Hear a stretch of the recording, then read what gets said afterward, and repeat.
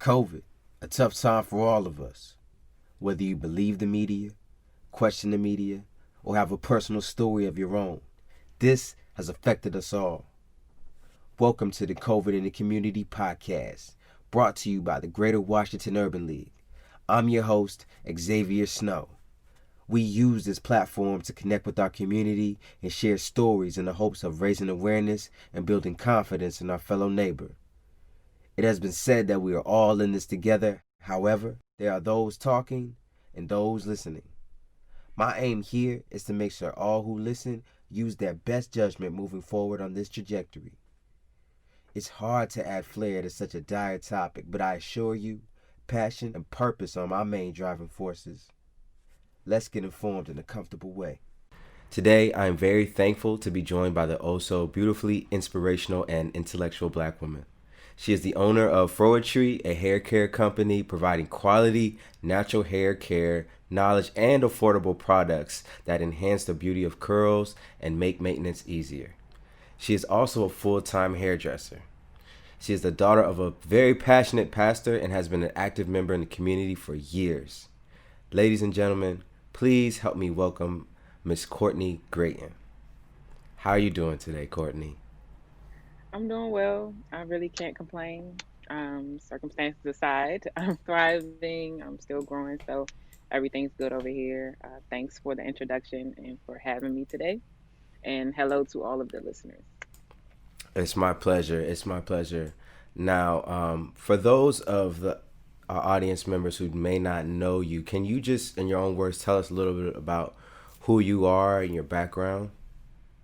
Okay, so you mentioned a little bit about my business. I have a hair care company, and also that I'm a full-time hairdresser. I'm also a native Washingtonian. Been here my whole life, aside from moving around a little bit for a couple years. DCPS Shorty, and I graduated from UMBC with a bachelor's in economics and minors in Spanish and entrepreneurship. So, um, been still using those skills to this day, Mm, and I am a creator first. I like to say that. Like mm. I started there as a kid, and so I love to create video content on my Instagram and YouTube channels. Wow. Wow. So you got the educational background, a little bit of applied knowledge, Hmm. so you got the best of both worlds going on. Thank you. Thank you. I love that. Now, for someone who doesn't spend any time at a hair salon, I can only imagine that it's pretty much similar to a barbershop and the fact that there's a community aspect of information and news being brought up in these places. Hmm. Because we are in a pandemic and things have changed, at least from my own barbershop's perspective, for the fellas out there who may not know, what is the significance of the beauty salon in the Black communities? So, having spent some time in a barbershop with a shortcut that I had for a little while, I would say this experience is pretty similar. Just kind of camaraderie. The space is filled with a lot of talking, laughter, like you said, sharing of news, current events, and things like that. And for Black people, I think barbershops and hair salons are just like safe spaces for you to come. And even if you don't know anyone in there, you feel safe to share things about yourself or just listen in on the conversation. It's kind of like a space for everyone to be, those who want to talk and those who don't. So, for instance, in our salon, Lock Central, just shameless plug, Lock Central in Lanham, Maryland. It's when you walk in there on any given day, there's like talking and laughter, and a lot of my clients come in, and this is their only time that they get to just relax, guilt free. I'm getting my hair done, so I have this hour and a half, 2 hours to just like chill and just kind of sit back and get pampered. So it's definitely of huge significance, and I think Mm, a lot of people were feeling that hit during these times too when they couldn't mm, come there. I just My clients getting back in the chair, just like, oh my mm. gosh, like I've been needing this time. So yeah, it's extremely important in the Black community. Absolutely, absolutely. Now, when I spoke to you in reference to this interview, it was refreshing to hear that you were still, even though you had a full-time job, you were still making time for your business.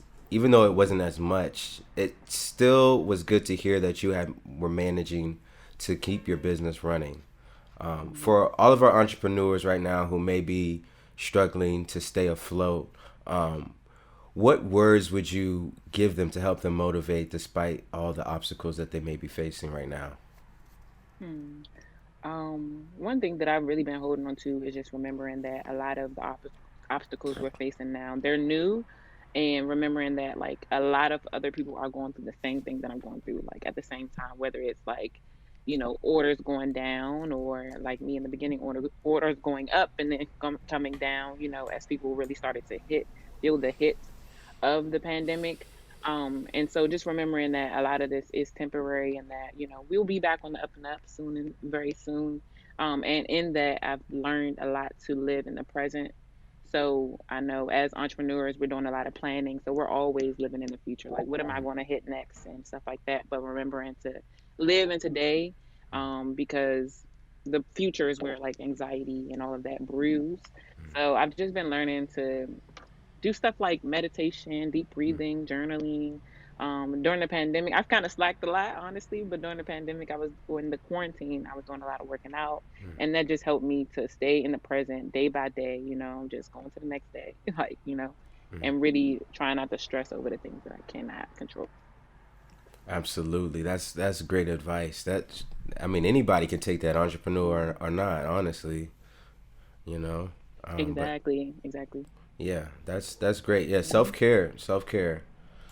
For sure. And I think I mean, Yeah. it's something we hear all the time, but I think especially for me, I was able to put those things in practice during the quarantine. It's like I really had nothing else to do but like to start putting into practice a lot of the stuff that I wanted to do but didn't have time for.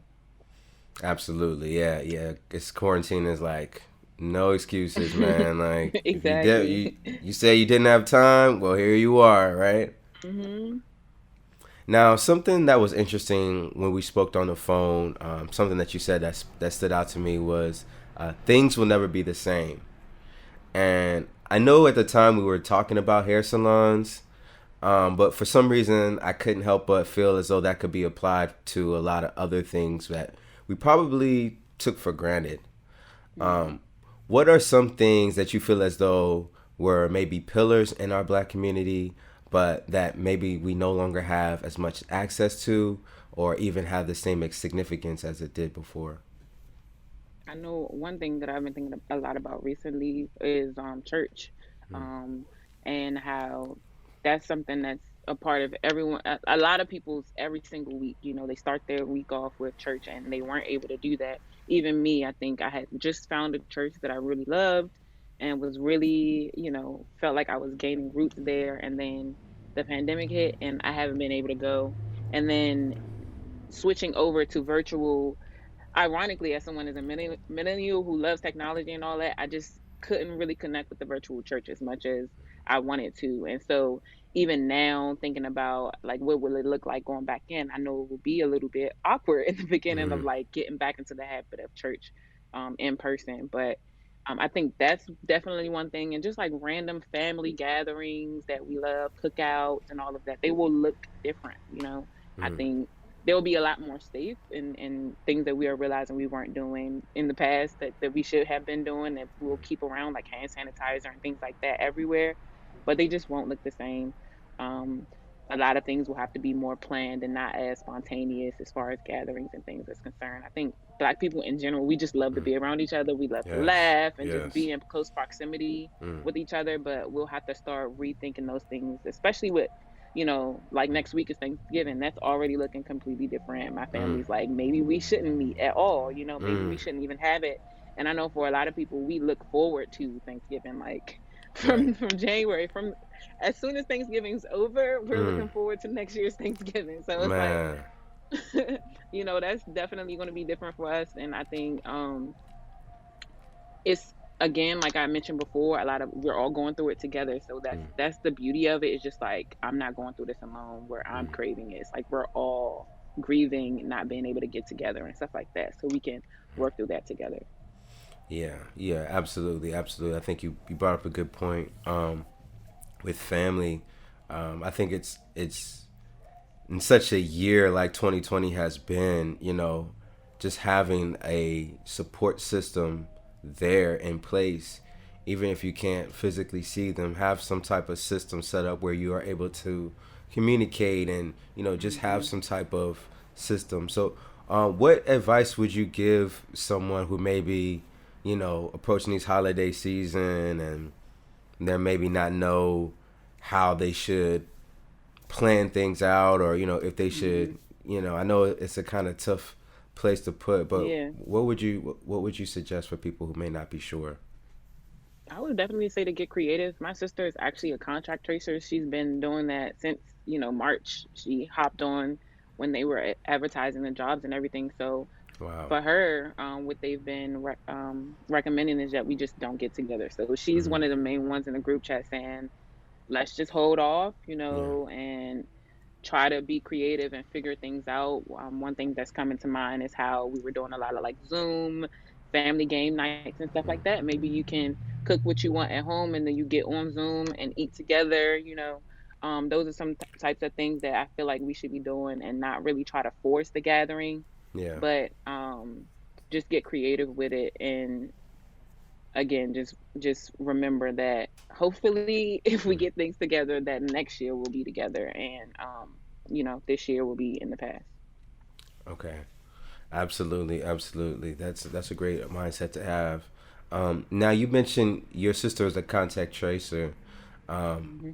I think that's amazing. I actually didn't know that. But I do want to ask you more about that because we obviously Hmm. are doing the contact tracing awareness program for the Greater Washington Yeah. Urban League.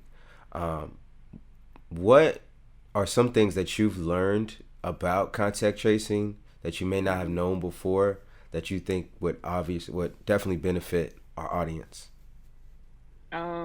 One thing that, well, I had never heard of contract tracing ever until Okay. this even, everything kind of started.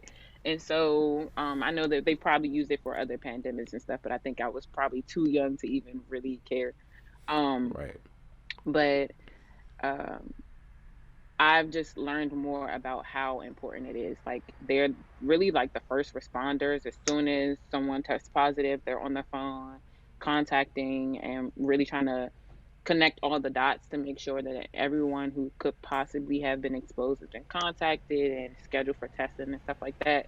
Um, and really, I've just learned so much about being safe during this time by just talking to my sister, listening to the different experiences of the people she talks to every day, how, you can feel like you have really not seen anyone and still contract the virus, and you've gotten it from somewhere. So it's been so many people that's just like, I have not seen anyone, I have not like really Yeah. left much, maybe just to the grocery store one day, and it's like you went that one day and you got it. So it's really just opened my mind to how real the virus was, especially in the beginning when everyone was still kind of skeptical. She's like, no, I'm on the phone with these people like every day, and Mm. multiple people every day. And so it was able to put it in perspective for me, just like this isn't something that's fake. Like she's talking to Mm. real people who are losing real people in their Mm. lives. And yeah, that's really what I learned from her. Has she was she able to share with you any of the challenges that she has as a contact tracer?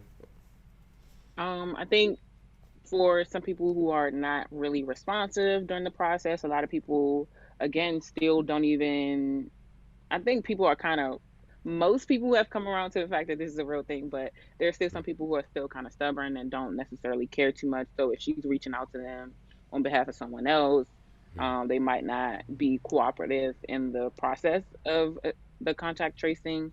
Um, I think another thing is just not, with there being disparages as far as like people with cell phones and things like that within our community specifically, it might be harder to get in contact with certain people who have been exposed to the virus, just based on access, no access to phones, no access to technology for people to really be able to um, plug in and remember who they've been around. Another thing she says that they recommend is the thing that's on our phones. Mm-hmm. The first time I got the notification, I just ignored it, but recently I got it again to sign up for the exposure tracking.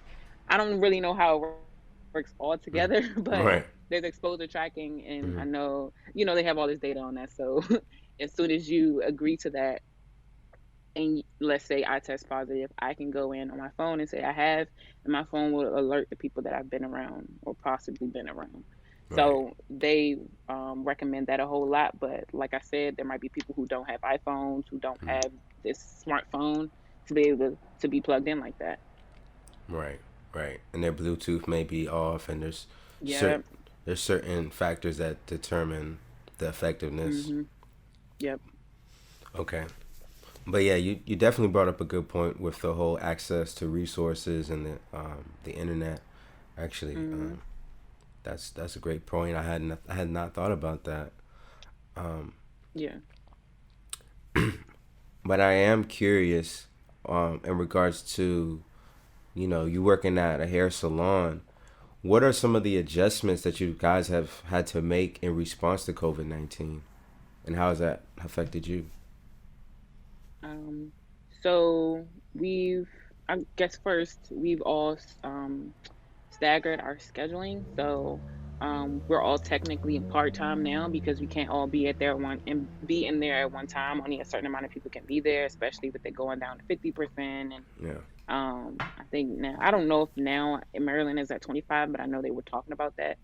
So only two stylists can be in it at one time, and that's why I have more days off than I normally would. You also have placed a portable sink within the shop, so as soon as you come in, Mm. you wash your hands instead of having to go to the bathroom. And then, of course, temperature checks. We're writing down names, and we have everyone's email and phone already as well. So we're really doing a lot of the important measures, spacing out the chairs and everything too. We had the health inspector come in unannounced. They're doing that, Mm. and we pretty much checked all the boxes. So the owner of the shop, I really have to give her her props. As soon as we came back from quarantine, she had everything listed, our protocol, our new protocol, and it's really been working for us. We haven't had any scares. Mm. Um, so been really good. Wow. Yeah, that's amazing. And Mhm. how have you been impacted, I guess, from the whole shifting of the days, and how has Mhm. that affected you? So initially, um, I think just personally, I'm in a unique space because right before the pandemic started, I was really just getting my feet wet in the shop. I had been there for about 2 months. So I was still at a place where I was growing my clientele.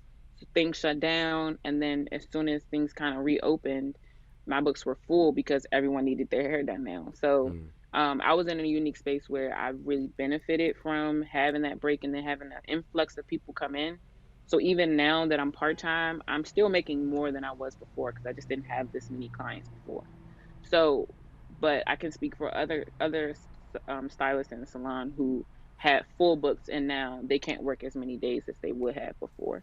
Mm. So, like I said, I'm in a unique space where I've kind of benefited from it, but some people are really um, hit and had to take a huge pay cut because they just can't be in the salon as much as they were. Um, yeah, that's it. I hear that. Now, one thing I did want to touch on is you mentioned that you were actively involved in the protest before things got too crazy. Hmm. Talk to me about your experience, and how was that just dealing with the protest during the summer? What were some of your major takeaways and insights gained? So this was actually my first time protesting. I know there had been protests in previous years, but I didn't feel as moved then to like physically protest. I was doing a lot of protesting in other ways, but I hadn't felt compelled to go out and protest until this year. So it was definitely a huge eye opener because I just had never experienced that and been in that space. Um, but it was a lot. It was a lot of ups and downs. The ups being just being around my people, and especially during the time where we really should not have been as close, based on what everyone's telling us, we shouldn't have been together. But it felt good to be together in times where we were all hurting, Mm. and just kind of pushing past the anxiety of being around each other and just being like, no, but I need you right now. I need to be next to you. I need to hold you, and Mm. we can cry together. So, um, Yeah, it was an amazing feeling to be out there. I did have to eventually stop going as much just because it's so emotionally Mm-hmm. charged out there. There's a lot of emotions that you have to go there, and if you don't master leaving it there, it can Mm-hmm. kind of go home with you and just be a whole lot to carry. Really, it's really heavy stuff. But other than that, I had a good time out there, really just like I said, connecting with people, Mm-hmm. still building the network, even in the midst of everything, and being able to like create connections to work with outside of the protesting. Um, yeah, it was great. Hmm. Yeah. So one of the things that caught my eye in regards to the protest was the fact that despite the fact that everybody was all, you know, it was a lot of people and we were, you know, interacting, Yeah, the numbers weren't crazy, you know. yeah. Can you talk about that, or what do you kind of contribute, or what do you attribute that to?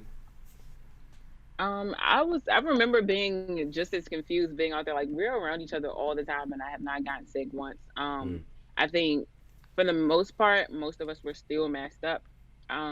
And just having to deal with tear gas and all of that. We already had on goggles and face masks to protect mm, ourselves. Um, and honestly, I don't know. I feel like God must have been on our sides. I think there are times where our guards were down. yeah. Just in those moments where we were just like, no, but I need you, and I really can't care about this virus right now because, um, you needed someone that much. But we just kind of hope for the best, I think, in those situations. And Mm, other than that, I think just remembering like there would be people out there checking you if you had your mask down. They will remind you, yo, pull your mask up. mm, Um, and I think us all kind of sort of keeping the fact that we needed to be safe in the back of our heads just collectively helped, mm. you know. Okay. It's kind of like everybody looking out for each other, kind of thing. Yeah, yeah. Okay.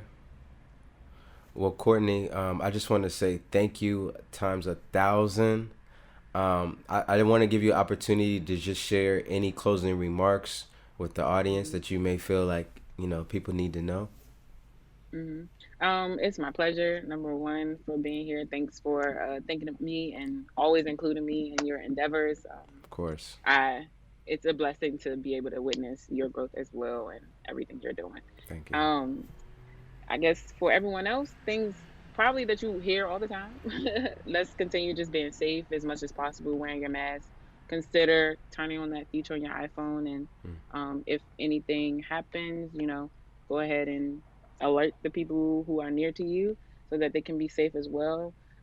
Just remember that this is real, and I think we should all start preparing for another shutdown because I think it's something that we need in order for us to get a little bit closer back to normal and be able to kind of just go on and move past coronavirus instead of adapting to it. So, um, yeah, let's all just be vigilant and hold up, just contact the people that you love. Make sure you're staying in contact with those people. absolutely. Absolutely. Couldn't say it better myself. Well, Miss Grayton, thanks again. Now, where can people contact you if they want to reach out to you and learn more about you and what you do? So you can check out my Facebook, Courtney Grayton, or Instagram at c.grayton. Those where I guess I spend the most time socializing on the web. And I do have a website. It's called cgrayton.com. If you care to look there, I have a few blog posts, more so lifestyle stuff. And that's about it. All right. Well, thank you so much for sharing your time and your energy with our audience, and we hope we can have you back soon. Thank you. Have a good one. We dealt with some amazing topics today. Thank you for staying with us. Stay connected with us directly through gwul.org/CCTAP. You can also join the discussion on Twitter at GW Urban League and Instagram at GWUL365. If you would like to speak with us directly, please send us an email through gwulinfo@gwul.org. And as always, thank you for allowing understanding while dealing with all different opinions. This concludes the COVID in the Community podcast. Don't forget to like, subscribe, and visit coronavirus.dc.gov for all the up-to-date statistics on COVID-19 in DC. Until next time, remember to wear a mask, social distance, and always wash your hands.